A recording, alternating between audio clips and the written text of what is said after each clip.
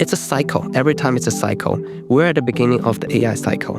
15 years ago, those graduate students were at the beginning of the cloud or big data cycle. 25 years ago, it was the internet. Before that, it was distributed system. You can look at what ideas people had back then. It's a great guidance to say what might be the good idea for the next 5 years. KVCache was not something I pushed my student to do. KVCache is what my student pushed me to do. Hey, I'm Amir, one of the partners at Heavybit, and you're listening to Lab Notes, a regular look at the newest AI research from academic and frontier labs. Lab Notes is brought to you by Heavybit, the leading investor in enterprise infrastructure. Learn more at heavybit.com. If you're interested in being a guest on this show, or if you'd like to suggest a topic, find us on LinkedIn or X. So, Junchen, welcome to the show. Excited to have you here, but kind of before we get started, why don't you kind of introduce yourself, tell us what you're working on. I'm Junchen. I'm the CEO and co-founder of TensorMesh. Previously, I'm a faculty at the University of Chicago. My team was the team that originally created the open source library called LMCache, which is today the sort of de facto open source layer for KVCache storage and management. Okay. So I think for folks who are computer scientists, but are not kind of experts on AI inference internals, why don't we start off where you kind of give an overview of the different components of inference systems, and specifically, obviously, how the KVCache fits in there and why it's such an important piece of the inference ecosystem in your view? Well, KVCache, we didn't invent KVCache. KVCache was a concept that was built in transformer architecture. So first of all, we didn't invent this term itself. And KVCache is sort of a unique concept today because of many factors. First of all, it's key to reducing inference cost to improve throughput of an inference system. And it is also a key to reducing inference delays. Now, there more than that. KVCache is also a very important type of data that encode models' attention information. So KVCache can serve many different purposes. Now, what's unique about KVCache today is if you look at, I did this analysis the other day. If you look at a Google trend, like interest trend, right? So Google search interest trend. And I compare KVCache's trend from last year to today with the trend of many other inference optimization techniques like MOE, LoRa, sparse attention, and things like that, even page attention. You can see the interest about KVCache just grow much faster than any other techniques in this area. So KVCache is definitely getting a lot of interest, but I actually think people have a lot of misunderstanding about KVCache as well. For example, I would say KVCache is purely an inference time concept, and a lot of people ask me, can KVCache improve training? It cannot. But KVCache is a very useful tool in the inference time. And people also have this misconception about KVCache being KV store, key value store. It is not. KVCache is a combination of multiple big tensors, 3D tensors. They are very big tensors called key tensors and V tensors, but they have fundamentally nothing to do with key value store that database people used before. And also, people misunderstand KVCache as just a cache. It's beyond cache. It's very useful data that you can store persistently, permanently, and you can analyze it in the future, and you can change it in the future in order to improve efficiency and also improve accuracy. Got it. I have a lot of questions about why it's not a transient piece of data and why it is truly data that can be reused. But just to get a better understanding, so the KVCache, so imagine if, from the application developer's view, if they're running inference, so they have a certain kind of prompt, and like say there's certain things, RAG, let's take a RAG scenario, certain kind of text that gets injected.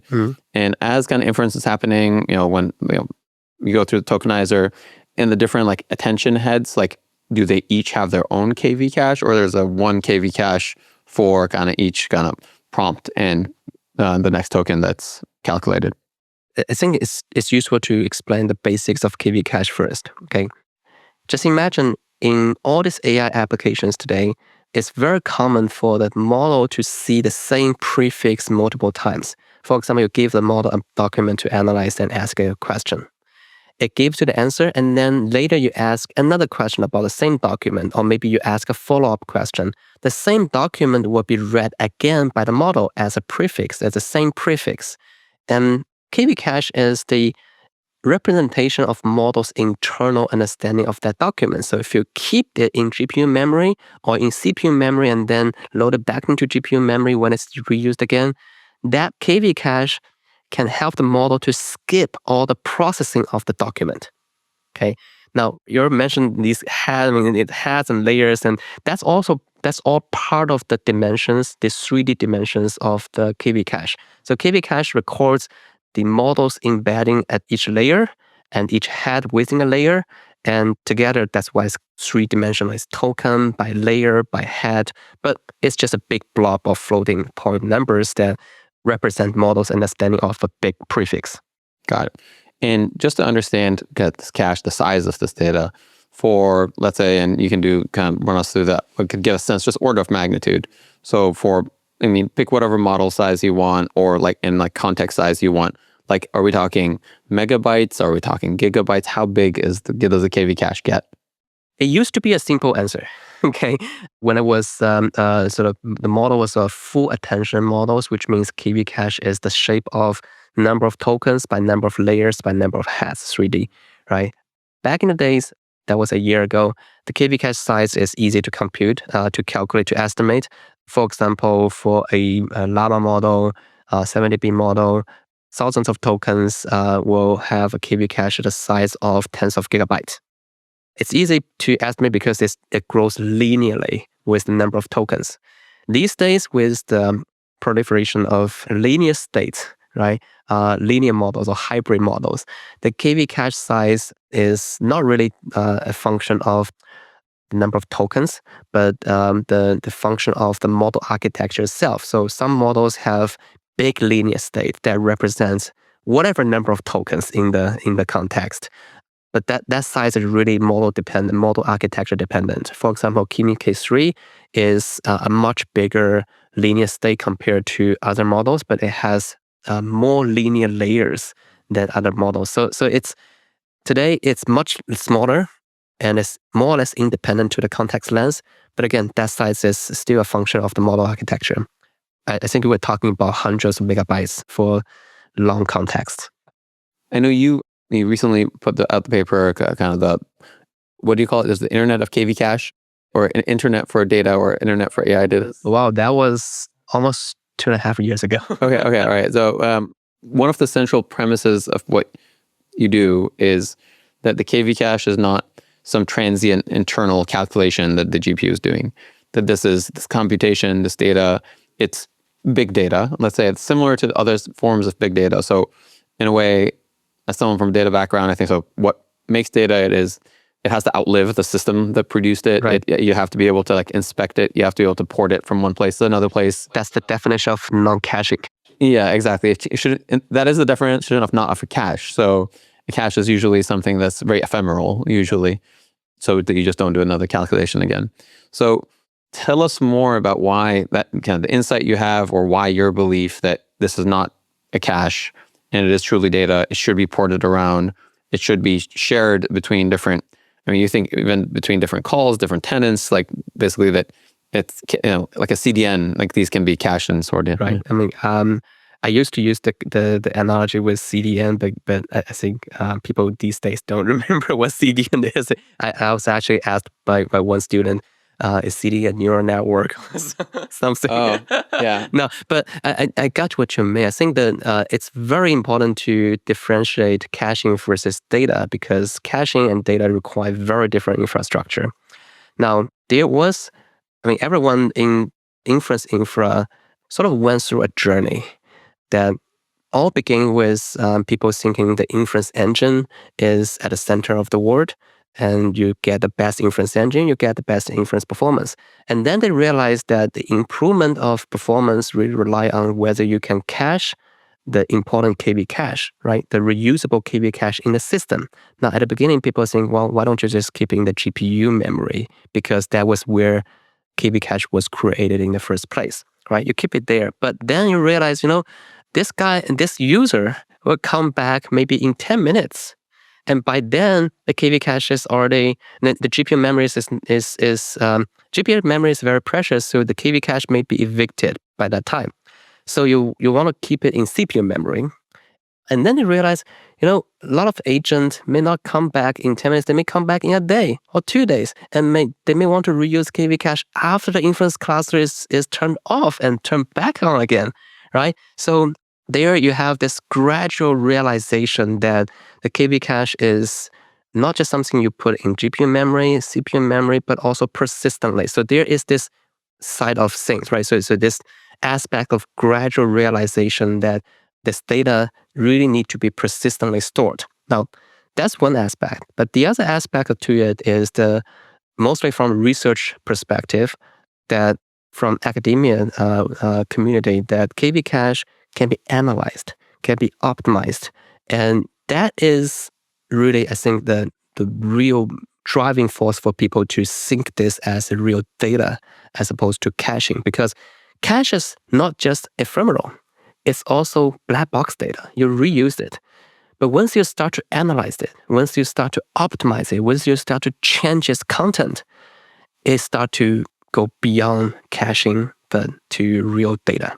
Got it. Now, I want to say people have figured out what's the best way to organize this type of data. Even LMCache, which is now being used more and more as a data management system, it's still fundamentally organizing data into chunks, and lookup system is still built around this concept of reusing the data as much as possible. But we're getting there. I think there are more and more research looking at KV cache as a data concept, and they're talking about how to organize the data in a way that's easy to analyze and optimize. Got it. And so I guess this is a good segue to talk about your work on LMCache, on CacheBlend, these new technologies that you've brought to the KV cache. First and foremost, obviously, I think, as I understand it, you want to try to reuse these KV cache calculations, not just for, obviously, the prefill phase, which is trivial, but on the decode phase as well. So you want to share and store this across different nodes. So for example, let's take a use case where there's a coding agent and we have a large code repository. Why can we not just kind of pre-compile the different files that is in the code once for that target architecture, and then just grab it when it's in KV cache representation instead of calculating the files over and over again? Why can't we just kind of like the way you compile code before you run it? Why can't you take all these files and just pre-compile them and not do it in runtime? That makes total sense. I think that's also the original reason we started the CacheBlend project. So first of all, let me rephrase what you said, right? So every AI agent, especially a coding agent, it has a sort of knowledge base from which it can get context, right? Code repository will be a knowledge base. A bunch of documents in enterprise policies will be right? Or legal code will be all right? These are all knowledge base from which the agent will try to grab a piece of knowledge as context for every query, right? So it is very natural to believe that, well, can the model just read all the text in the knowledge base once, or all the code in the knowledge base once, and then cache its knowledge in the KV cache format? So in the future, if people want to use this to assist the AI model to answer certain questions, you can just grab the KV cache and model can skip all the processing of this knowledge. That is a very straightforward ideal. I would say everyone wants to do that, especially enterprise use cases. However, when you put the context in the middle of the prompt, right, it is not straightforward to reuse this KV cache anymore, because the KV cache only embed model's understanding of a particular context or particular text when the text is read in an isolated way, not with the context of anything else. So the KV cache of a text, if you let the model read it without any user questions around it, it will only have the understanding of this text itself. So when you sort of blend that knowledge with the particular user's context or agent's context in this application, you have to merge their KV cache. And that merging is not trivial, because And the model have to read the whole context together, not just this document, but also the pre-computed document, but also this particular user's chat history, for example, right? Yep. That blending is what this paper CacheBlend does.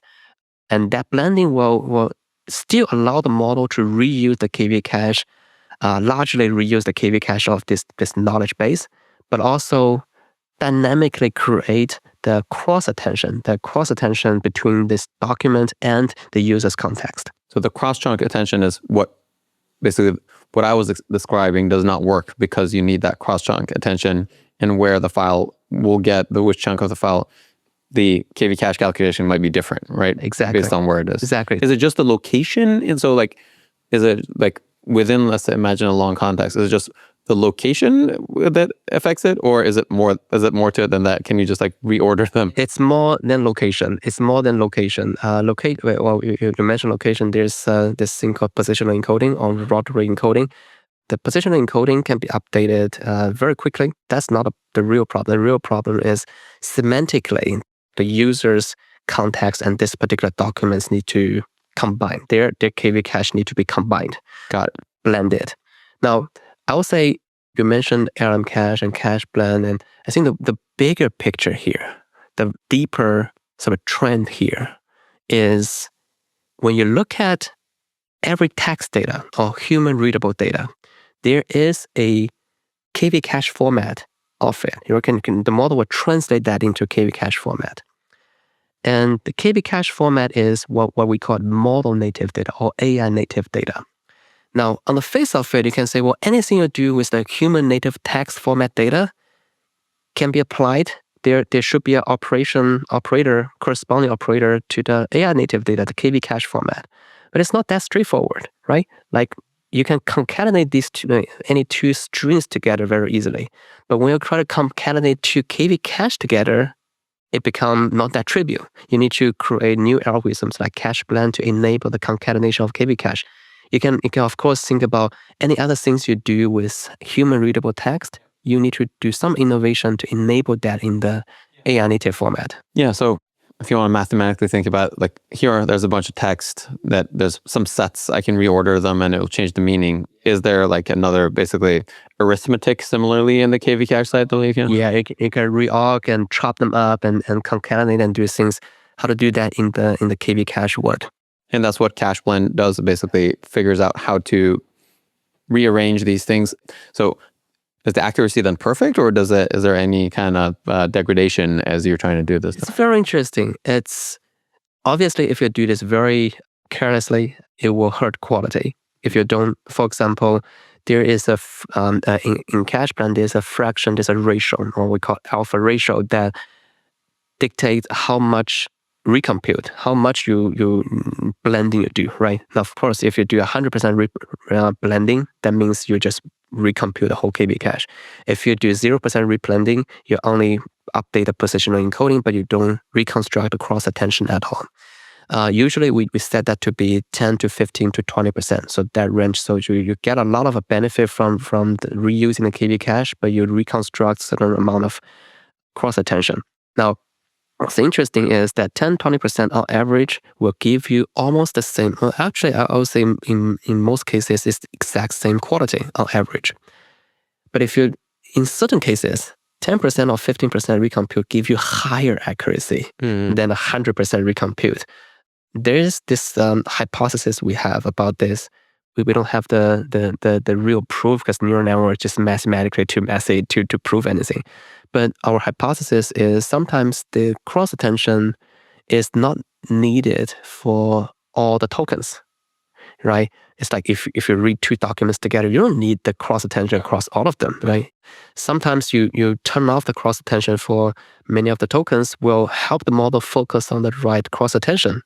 Probably those 10-20% cross attention that CacheBlend actually recompute. So I wouldn't say all these KV cache operations will necessarily hurt quality. They can even improve quality. Got it. In CacheBlend, the kind of changes that you make to the KV cache, is that the GPU does it or the CPU? It needs to be done in GPU. So because it basically does a selective preview. Okay. Do you dynamically kind of figure out where the line is, where it's better to recompute things than to use kind of like the CacheBlend update? Yeah, well, I'd love to have the first offer of that paper to sit here to give you probably 2 hours of analysis about this. But yeah, so it's dynamic. Okay. And in certain models, it improves quality with a dynamically selected ratio. For example, in I think GPT-OSS, that model or that kind of sliding window model, CacheBlend improves quality when you select the threshold based on the deviation between fully recomputed first. If you fully recompute the first layer versus reusing all the KV cache in the first layer, you calculate a deviation. That deviation will give you a distribution where which token have high, more in need to be recomputed and one or less in needed to be recomputed. And the KV cache, you select based on that distribution. And there's an algorithm to do that. If you do that very well with sliding window models, you can even improve quality. Got it. And kind of starting to zoom out a little bit, I think you, in some of your papers, you've talked about, and I've read, and kind of, I think you're kind of alluding somewhat to it right now, that when thinking about the KV cache, it's not just the cache hit ratio that you need to think about, because some cache misses might be far more costly than others. So when you think about using the KV cache efficiently, what are the right metrics to think about, or engineers and systems engineers who are thinking about KV cache optimization or using systems similar to LMCache, like what are the metrics that you think are the right metrics to keep in mind? First of all, I think people shouldn't be asking what's the KV hit rate or how much you improve the hit rate. You should be asking how much you reduce the miss rate. Okay. Well, this sounds mathematically the same, but look, we all take OS classes, right? So CPU hit rate. CPU hit rate is not the right metric. CPU miss rate, cache miss rate is CPU cache miss rate is the right metric, because if you have a system with 5% miss rate versus 1% miss rate, that's a whole world of difference between them, right? But if you look at a hit rate, it's 95% versus 99%. It's the same thing, right? So because the miss rate really talks about the cost. Yep. How much you really need to recompute and the delay. One is 5x the other one. Yep. Exactly. So that I think is a misconception in the community right now. So you think the cache miss rate is what you need to care about. And those cache miss rates, obviously, depending how long it is to recompute or how big it is, like they might be quite different, right? Are those metrics that people track in inference systems or known? Yes, they are. But the reason we should focus on miss rate is this. These days, a lot of product can claim they hit all the prefix cache, right? These storage vendors, they usually use LMCache and they claim they can improve the cache hit rate from 0% to 60% to 70%. Who cares? Essentially, you still need to recompute 30-40% of the context. It's where you can reduce the hit rate from 20-40% down to 2-4%. Yep. That really counts. Okay. Right? And in order to do that, you need to do a lot of optimizations, not just storing more KV cache, but to enable KV cache reuse, KV cache hit when it is not prefixed, for example, or you need to enable KV cache hit when it's a semantic matching, right? So it's not exactly the prefix, but they are talking about the same thing. You can still reuse this KV cache. So I would say reducing it from 30, 40, 20% down to just less than 5% or even 2%. Yeah, that's the key step. That's the key step. So now, especially since we're talking about prefix and decode, as I understand it, increasingly inference providers and are completely disaggregating these two, and they have different fleets for prefix and different fleets for decode. I think KV cache on the prefix side is easy or trivial or not very complicated, but how does that affect the way, obviously, you're thinking about the KV cache? First up, is this a trend that you see, and do you think this is the future? And if it's not, why not? If it is, how does that affect sharing of the KV cache, thinking of KV cache as big data that can be reused? I think it is definitely a trend, and I would say industry is doing even crazier things than just disaggregating prefill phase and the decoding phase. They're even using different hardware, maybe using one GPU vendors for preview and another GPU vendor for decoding, Yep. right? Maybe using one inference engine for preview and another inference engine for decoding, Yep. right? And I've even heard people trying to do disaggregating preview and decoding across clusters. Yep. And send KVCache between them with high-speed internet. But then like the KVCache, because if it's different chipsets, then like the KVCache would be different, right? It's a great question. So I should clarify that KVCache is only a function of the model. Okay. It's not a function, it doesn't depend on the hardware, it doesn't depend on the inference engine. So you can, theoretically, you should be able to disaggregate and use different hardware and inference engine on one side and different on the other. KVCache would be the sort of communication data between them. It's like, if you have two people trying to collaborate, we use human language to communicate. KVCache is a language for different inference nodes in the cluster to communicate. And you definitely, industry, especially these hardware vendors are taking note on this. They are releasing storage and network devices specifically optimized for KVCache transfer and storage. Yeah. So it seems then you also believe in that the trend is prefill and decode to be increasingly separated and specialized. How does that affect KVCache reuse? It's a great news for us because KVCache is not just a storage problem for one node. Now it becomes a distributed storage problem because the KVCache is created not just by the prefiller but also the decoder. And this KVCache need to be shared at some point.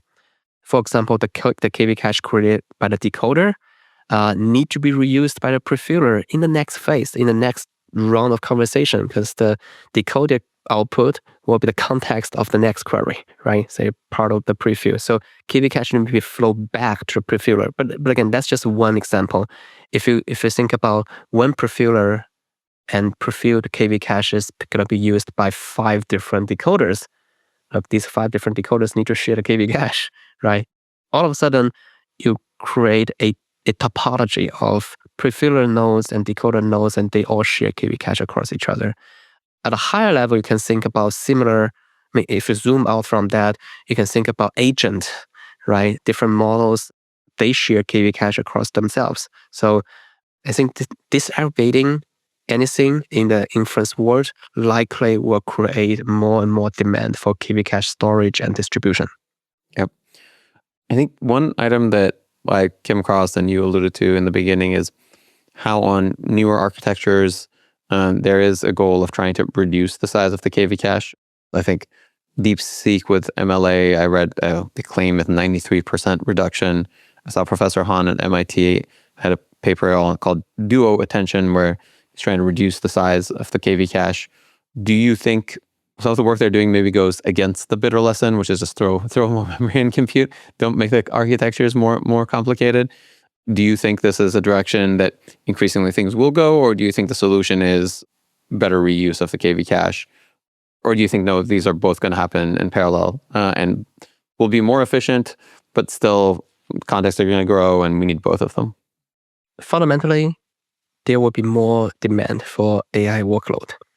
People are still figuring out that, but look, we're probably in the early 90s, if you make an analogy with the internet age, right? So we're in the early stage of figuring out all the use cases. And look how much the internet traffic grow from early 90s to 2010s, right? So I would say, despite all the KVCache reduction techniques, there will be more and more traffic, and there will be more and more KVCache. You mentioned DeepSeek, right?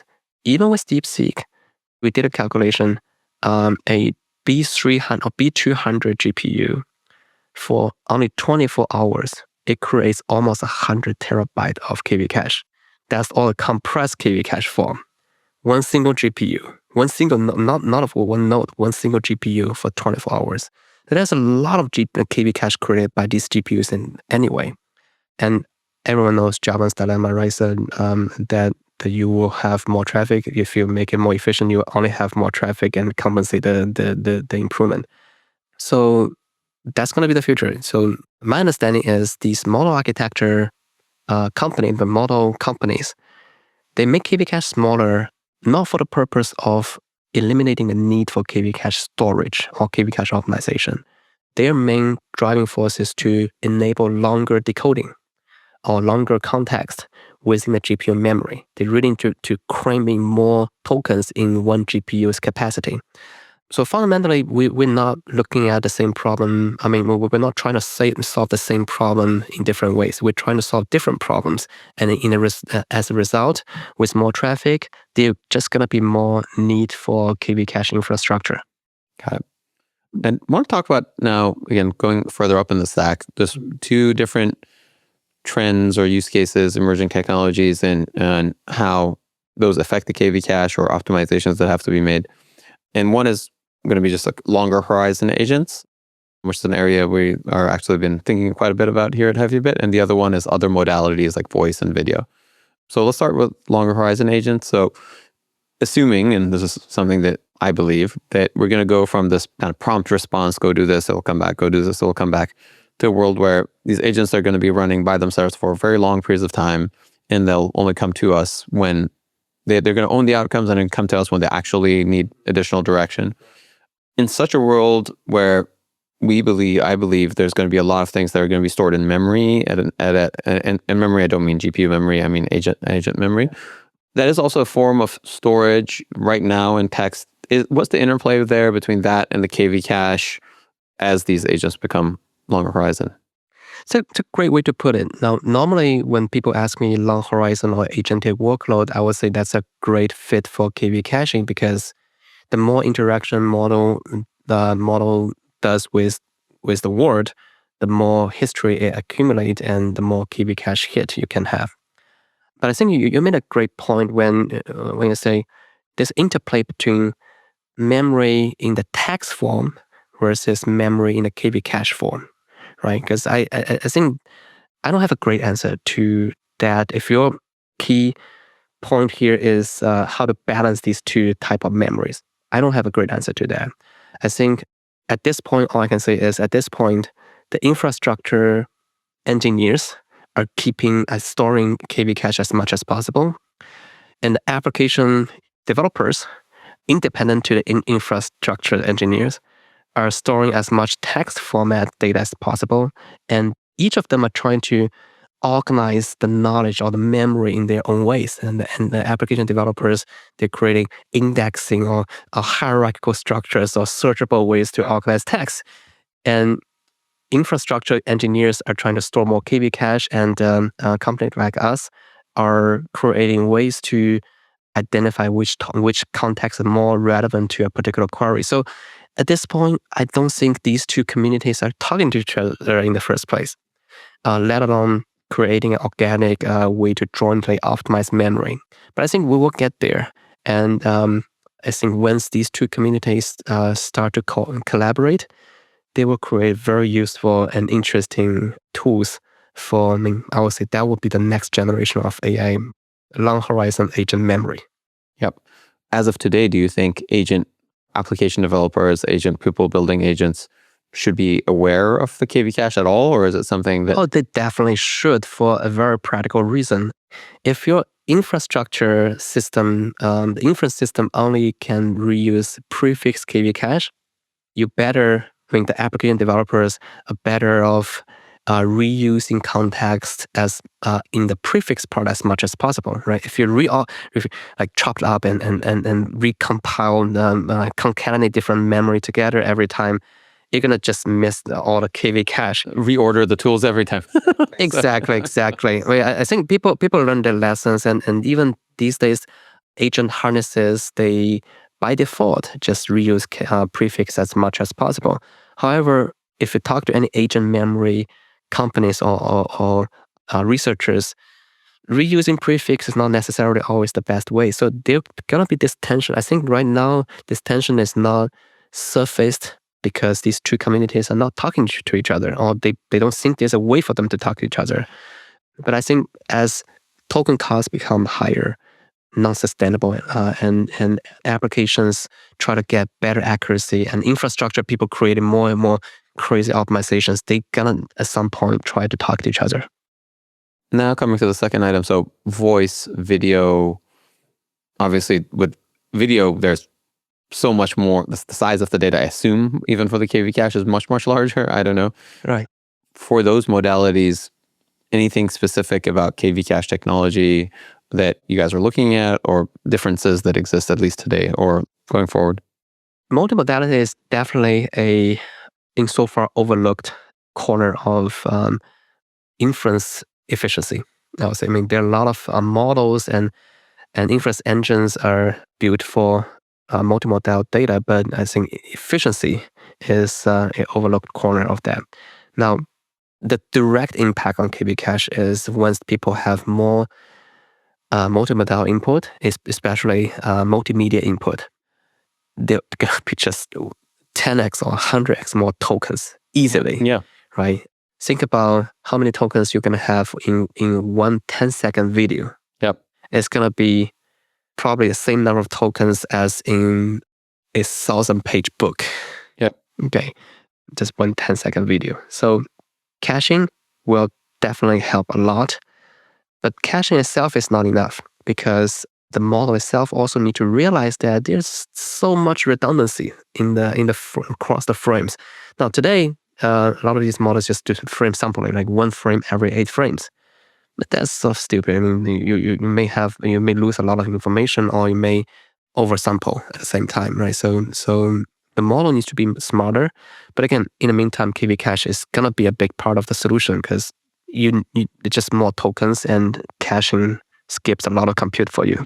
Yeah. So like if I'm editing a video with some kind of AI model, if I'm like cropping some portion of it or something, like it's been pre-calculated before, right? I don't want to recalculate everything because I cropped like a border out of it, right? Exactly. And you know, a very interesting thing is, look, if you have a video input or an image input, just say, and you want a model to reanalyze just a portion of that image. Today, there's no way to do this other than reprocessing that image. But with KV cache, you may be able to identify which tokens correspond to that part of the image, and just reuse KV cache as right there, and it can save a lot of compute for you. Got it. Kind of like zooming out on just the overall inference ecosystem, the open weight ecosystem. So obviously right now there are open source inference systems like VLLM, SGLang. There's companies around those open source inference engines like Interact and RedXArc. NVIDIA has Dynamo, obviously companies like Basecamp, Fireworks. And SRT as well, yeah. Yeah. So do you think we're going to converge to fewer open source ones? Do you think like there's going to continue to be a whole lot more kind of any kind of the overall inference systems? I mean, you're both have been a researcher for a long time. You're in industry, leading a company in this space. What are your kind of predictions of the overall inference ecosystem, given the different players in the different spaces that they are in right now? There's industry aspect and there's a human aspect to it. I'll start with the human aspect because that's more fun. In every wave of new technology, the ego of the creators of a technique or a piece of open source software, or either way, that plays a real big factor in the development or the evolution of the ecosystem for the first phase. When you say ego, do you mean taste? Or like, because I'll do an analogy with database systems or programming languages. By ego, I mean the urge or the self-belief that they can build full stack systems. They can build everything by themselves. And this generation of researchers or programmers is no different from the big data era, from the internet era, from the operating system era. Everyone wants to build a full stack software with everything. They want to control every layer. And this has been how the first phase of every technology played out over decades. So that I would say is a human aspect. But at some point, the industry factor will take over, will play a bigger and bigger role. The industry mentality is consolidation and specialization. Okay, unless you're a big company like Google and you consolidate every aspect about search, then sure, you are the ecosystem. There's only one company or a couple of companies there, right? But most of technology will eventually, in industry's trend, will eventually take over and try to emphasize specialization and consolidation. We're seeing that playing out right now. So that's why we're from very beginning, we emphasize that the KVCache layer need to be in a layer, independent layer by itself. We work with all these inference engines. We work with all the inference frameworks. We work with all the GPU and storage vendors. So when they eventually need a KVCache layer that can support different users, right, different engines, a common choice will be what we do. Okay. Same thing with storage vendors. When last week we were at FMS, I think every vendor we talked to at FMS, the storage vendors, we're using LMCache to show KVCache performance because that's the library that they can use no matter the customer uses VRM or SGLang or TensorRT or LMD or Dynamo, because it's common denominator for everyone. But going back to the human factor, we're still in the first phase of this industry, the inference system industry. And it's hard to say there's a very good way to convince everyone to just sort of sit together and say, well, let's make sure we have the best software for each layer. Yep. And for example, a very famous professor who I work with very closely was trying to solve this problem.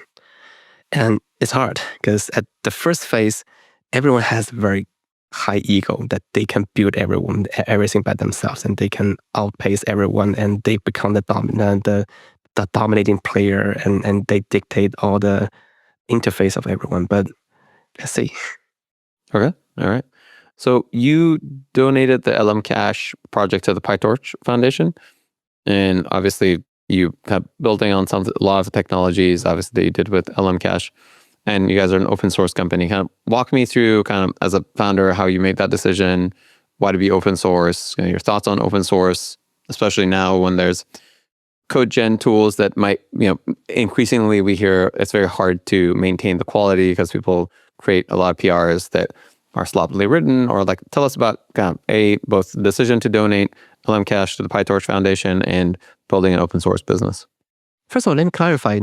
We joined PyTorch Foundation as a landscape project, which is the step before really donating the trademark to PyTorch Foundation. Is that the plan? So it's certainly our plan to donate the trademark to somewhere. Whether PyTorch Foundation is the place or not depends on whether PyTorch or some foundation has the vision that's same as us. Because donating a project to a foundation is partly for marketing purpose, right? So they need to believe in this vision as well. Now, why we believe the LMCache project needs to be open source and need to be governed by an open community, that goes back to why we have this project in the first place. At the beginning, we were trying to do research about KVCache optimization, and we wrote papers. That was early 2024. And we spent a year doing that and realized industry didn't have a way to deploy these research ideas. And we also project there will be more and more papers in this space. And there's a common bottleneck, which is simply the industry didn't have a platform to run these ideas. So we open source LMCache 2024. And the open source project was and has always been our bridge to bring research ideas to industry. So the open source project itself is always sort of a pipe for the research ideas to be used by industry. And the pipe itself is not where the value is. And I think, in fact, every good engineers will eventually build a good pipe of that. So we were basically serving the community by creating a open source, very reliable, or you can say plumbing work project, right? But that project in itself is not our end goal. Our end goal is to create an ecosystem around KVCache, but not the library, the plumbing project itself. Got it. Now, going a little bit to the work you've done in academia, AI researchers who are currently in academia, let's say you have a great PhD student who's right now, imagine they came to you, or imagine they're in some AI research program getting started. If there are problems that, well, let's say other than KVCache, which we've spoken a lot about, it could be adjacent to KVCache, but what are some interesting problems within just kind of like AI systems that you would push them to go and try to work on and think about and try to go solve? What are things that maybe you would try to talk them out of them and say you think are the bad ideas or not? Or what are areas you think people are not spending enough time on? What areas you think people are spending too much time on? First of all, I don't push students to do this or that. I already learned my lesson. You know what? KVCache was not something I pushed my student to do. KVCache is what my student pushed me to do. Okay. At the very beginning. So sometimes these students have a better taste than me. Now, the advice to this generation of graduate students, especially system students, the best advice I can give is take these advanced OS or advanced networking graduate level class. These classes are your menu for the next few years. Why do I say that? These classes are usually looked over by these students. In fact, a lot of faculty, when they teach these graduate level classes, they just ask students to present papers. Okay, but these classes are actually very, very important. They teach you the history of systems literature. They teach you at the beginning of, say, the operating system literature, at the beginning of operating system research, what were the original ideas and what were the novel ideas back then, and why some of these ideas became industry standards, some of these ideas became just best time papers, test of time papers, or why certain papers remain research ideas, right? That was the real gold for graduation study. Actually, to me, that's what the history of your area is, what guides you to find your next topic, because it's a cycle. Every time it's a cycle. We're at the beginning of the AI cycle, but 15 years ago, those graduate students were at the beginning of the cloud or big data cycle. 20 years ago or 25 years ago, it was the internet, right? And before that, it was a distribution system and so forth. So you can look at what ideas people had back then. It's a great guidance to say what might be the good idea for the next 5 years. For example, just for the sake of argument, in the beginning of big data, right, when people built data centers, there were supercomputers. There were big machines from those big vendors. And back then, people were thinking, you know what, the next, when we build big clusters, compute clusters, you should use those big machines. But eventually, what became the industry standard was just putting together a lot of cheap machines with Ethernet, right? You disaggregate everything, storage, memories, computer network, they all are cheap devices. But when you organize them in a smart way, you have a much more reliable performance system than those more expensive big machines. We're certainly seeing something similar happening right now in industry. You mentioned disaggregation, right? There's a trend, but I don't see anyone putting a principle to it. And there can be a best ACM dissertation award for that. Some of the previous guests on the show who were PhD students talked about pull between, obviously, the need or working on creating new benchmarks, right? Which is a big need and obviously gets a lot of visibility, but also this view sometimes in academia that working on benchmarks is not true research, maybe. Do you have thoughts there? Do you think PhD students should be spending time on benchmarks, especially if you think that, or do you think, or if one assumes that AI will be doing a lot of the research itself and can do a lot more research and self-improvement? Does that make creating the benchmarks more of the human role? Yeah. Or what are your views on the topic? My view about benchmarking is, first of all, why do people feel skeptical about benchmarking today? It's because they feel like benchmarking doesn't capture the uncertainty of the models and doesn't capture the corner case of the models. But fundamentally, it's a human nature that people don't really feel comfortable with the way we benchmark these systems, right? But I would say that uncomfort will remain there, but will eventually become less and less important as people get more and more used to this technology. And eventually, benchmarking is needed anyway, right? And obviously, the reluctance to this benchmark efforts is mostly because of people's uncomfort to this technology itself. It's not towards the benchmarking itself.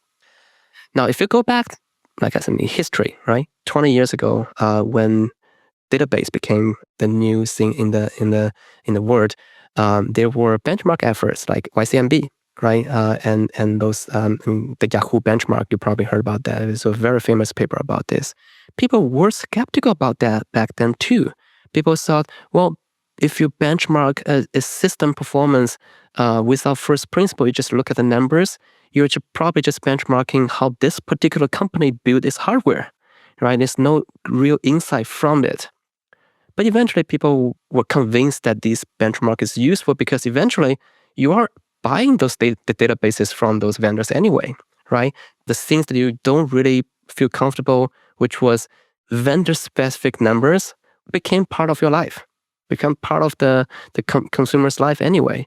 I think benchmarking today certainly have the same issue that people feel, well, you shouldn't be benchmarking a particular workload because it's not representative enough. People will get over that. In terms of parting thoughts, so you are in academia, you are in industry. One question, especially whenever I talk to folks who are getting their PhDs is, should I finish my PhD? Should I go join a startup? Should I go to a major lab? And I always say, I can't answer this question for you, but it's a question I get often. I'm sure you get it a lot. Yeah. So any thoughts you have there? I think it's more and more clear these days that for a PhD to worth it, you aspire to be a faculty eventually. Okay. Now, of course, not everyone will become faculty. Not everyone will eventually be interested in academia. But at least when you join a PhD program or you decide to apply for a PhD program, you have this ideal in mind. You have this dream in mind. Of course, you probably will feel like, oh, your dream is shattered after you just see the real academia. But for PhD to be real worth it, you have to. If you don't have that in mind, if you don't have faculty life as your dream in mind, it becomes less and less sustainable for people to join PhD programs if they just want to go to industry. Because industry these days are moving faster than academia in many ways. Not every aspect, but in many ways. I would say this is a sort of a radical view I have, which is we can have two parallel PhD programs, right? One is you do some research and get some ideas for 3 years, like just a shorter PhD program, but eventually you get to industry, right? So industry is your real test ground of your ideas. You go to industry faster. The other one is a longer cycle. You go 5 years, 6 years, you do more groundbreaking research. You spend more time to get one idea, like a really out there idea work, and become a faculty maybe, or become you start a startup at some point.